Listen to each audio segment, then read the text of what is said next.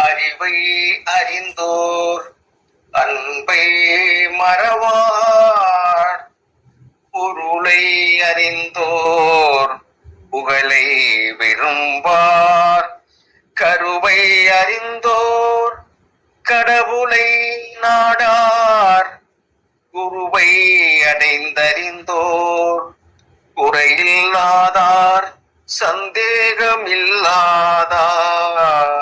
ஒன்றுக்கு ஒன்று ஆதரவாகவும் ஒன்றுக்கு ஒன்று இணையாகவும் ஒன்றோடொன்று கலப்பதாகவும் ஒன்றோடு ஒன்று சேர்ந்து கொள்வதாகவும் இருப்பதே உலக இயல்பு. அனைத்தும் ஒரே பொருள், ஒரே செயல்.